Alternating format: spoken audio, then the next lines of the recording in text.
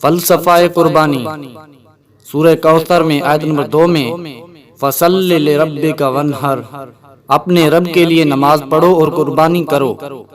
سورہ کوثر اگرچہ قرآن مجید کی سب سے چھوٹی سورت ہے، لیکن اپنے مضمون کے اعتبار سے بہت ہی اہم ہے۔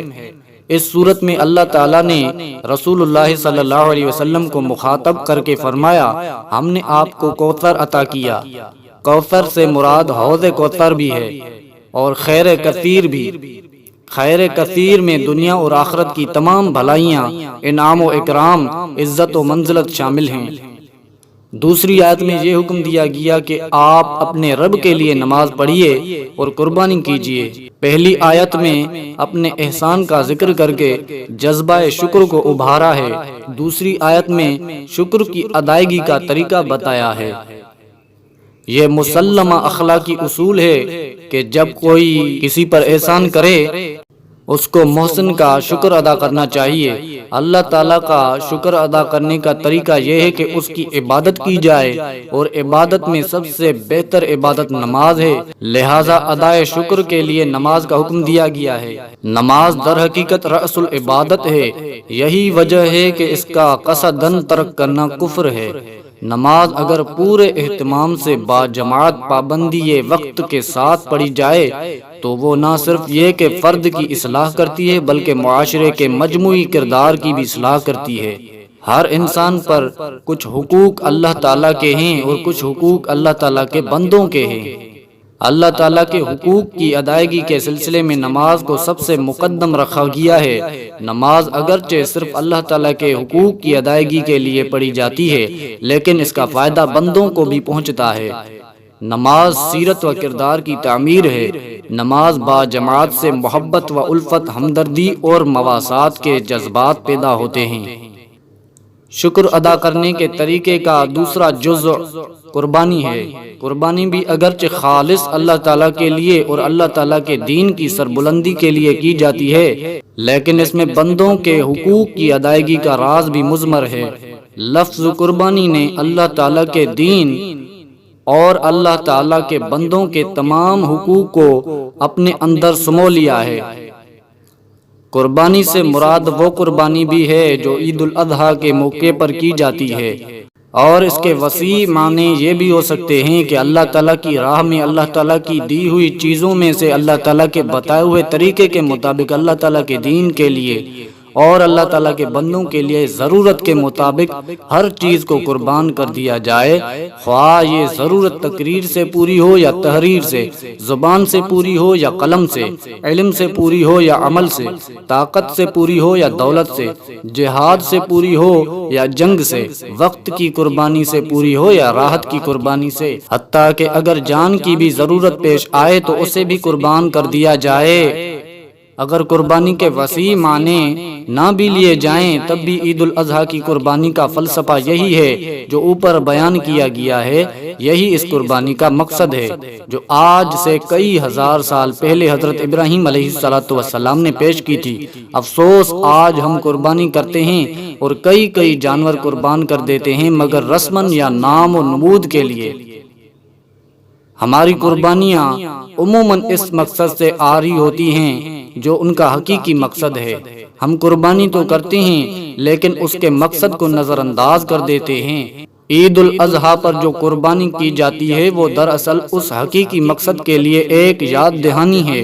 یہ نہیں ہونا چاہیے کہ قربانی کر کے ہم خاموش بیٹھ جائیں، بلکہ جس طرح ہم عید الاضحیٰ کے موقع پر قربانی کرتے ہیں یہی بات پورے سال جاری رکھنی چاہیے۔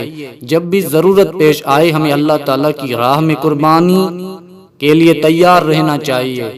ایثار و قربانی کا یہ جذبہ جب تک ہم میں قائم رہا ہم عروج پر رہے۔ یہی تھا فلسفہ قربانی اور یہی تھا مقصد قربانی۔ اگر اس مقصد کو پورا کر دیا جائے تو قربانی کی روح حاصل ہو جائے گی۔ اگر اللہ تعالیٰ کے دین کے اور اللہ تعالیٰ کے بندوں کے تمام حقوق خلوص کے ساتھ پورے کر دیے جائیں تو پھر اللہ تعالیٰ یقیناً راضی ہوگا، اور جب اللہ تعالیٰ راضی ہو جائے تو پھر دنیا کی کون سی طاقت ہے جو مسلمین کو نقصان پہنچا سکے۔ یہی بات ہے جس کی طرف سورہ کوثر کی آخری آیت میں اشارہ کیا گیا ہے، یعنی ان شانئک ھو الابتر۔ بے شک تمہارا دشمن ابتر ہو جائے گا، یعنی صفحائے ہستی سے مٹا دیا جائے گا۔ سامعین کرام، سورہ کوثر کی یہ مختصر تفسیر جو آپ سماعت فرما رہے ہیں، سمجھ گئے ہوں گے کہ یہ ایثار و قربانی کی صورت ہے۔ اس صورت میں مسلمین کو ایثار و قربانی کا حکم دیا گیا ہے۔ جزاکم اللہ خیرن و بارک اللہ خیرن۔ جماعت المسلمین اور اس کی دعوت۔ سامعین کرام، جماعت المسلمین جس مقصد کی طرف آپ کو بلا رہی ہے وہ یہی مقصد ہے۔ جماعت المسلمین آپ سے درخواست کرتی ہے کہ قربانی کی روح کو سمجھیے، قربانی کے مقصد کے لیے کوشش کیجیے، قربانی کے فلسفہ کو پورا کیجیے۔ اس وقت اسلام کے خلاف دشمن ہر قسم کے فتنے اٹھا رہا ہے۔ ان تمام فتنوں سے مقابلہ کی صرف یہی صورت ہے کہ آپ سورہ کوثر پر عمل کیجیے، ایثار و قربانی کا جذبہ پیدا کیجیے، اسلام کی سربلندی کے لیے متحد و متفق ہو جائیے، اتفاق و اتحاد کے لیے اپنی خواہشات کو قربان کیجیے، اپنے فرقہ وارانہ مذاہب قربان کیجیے اور سب ایک ہو جائیے۔ صرف اسلام پر عمل کیجیے، یعنی صرف قرآن مجید اور احادیث نبوی پر عمل کیجیے۔ ان دونوں چیزوں کو مضبوطی سے پکڑ لیجیے۔ ان پر عمل کر کے ہی مسلمین نے ترقی کی تھی اور انہی کو چھوڑ کر مائل بھی زوال ہو گئے، مختلف فرقوں میں بٹ گئے اور اسلام سے دور جا پڑے۔ آئیے پھر ان دونوں چیزوں کو مضبوطی سے پکڑ لیجیے اور اسی طریقہ سے پکڑ لیجیے جس طرح قرون اولیٰ کے مسلمین نے پکڑا تھا۔ اگر آپ نے ان دونوں چیزوں کو مضبوطی سے پکڑ لیا تو انشاءاللہ الرحمن تمام فتنے مٹ جائیں گے، ذلت و ادبار کے دن ختم ہو جائیں گے، اسلام پر پھر بہار آئے گی اور آپ اقوام عالم کے مقتدن اور پیشوا بن جائیں گے۔ آپ اعدائے دین پر غالب اور قاہر ہوں گے، دنیا کے تمام قومیں سرنگوں ہوں گی۔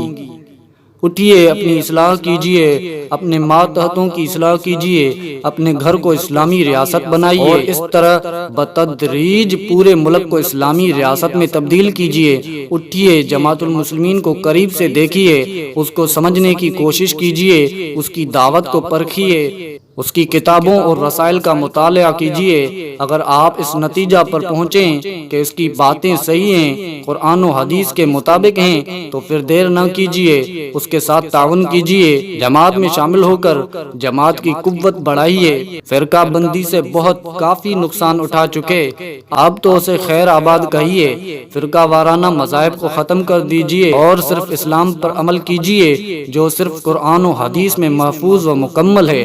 فلسفہ قربانی کو سمجھیے اور اللہ تعالیٰ کے دین کی خدمت میں جماعت کا ہاتھ بٹائیے۔ بارک اللہ فیکم۔